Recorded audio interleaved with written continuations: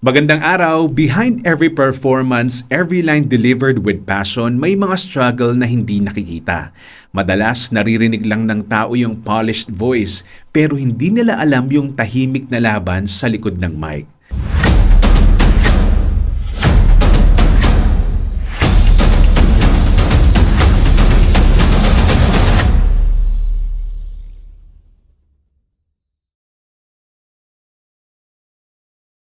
Hello friends! Welcome back. Ako nga pala ulit si Ryan Bondoc and today pag-uusapan natin yung silent struggles na meron hindi lang ng mga voice actor kundi nating lahat. Kasi sa totoo lang, minsan kahit malakas ang boses natin sa labas, mahina tayo sa loob. Bilang voice actor, may times na dumadaan ako sa self-doubt. Yung mga araw na walang project, walang booking, yung tipong nagtataka ka, may silbi pa ba itong ginagawa ko? And then, may retakes, rejections, or auditions na hindi mo makuha.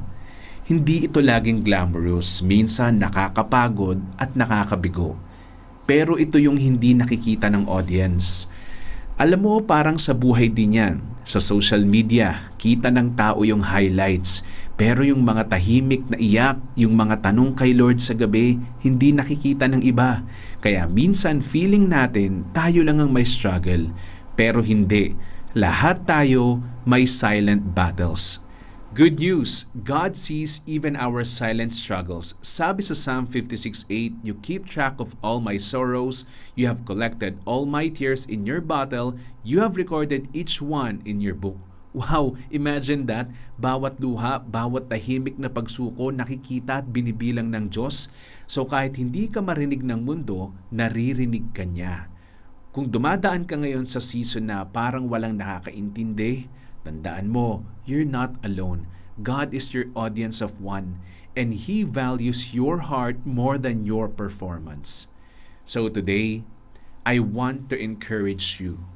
Huwag mong ikahiya ang silent struggles mo. They don't make you weaker. They make you real.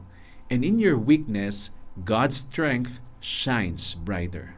Kung nakarelate ka sa episode na ito, share it with someone na alam mong dumadaan din sa silent battles nila.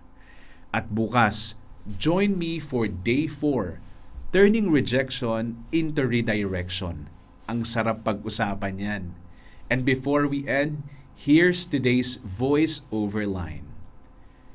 Even in silence, your story speaks volumes. Salamat and God bless you.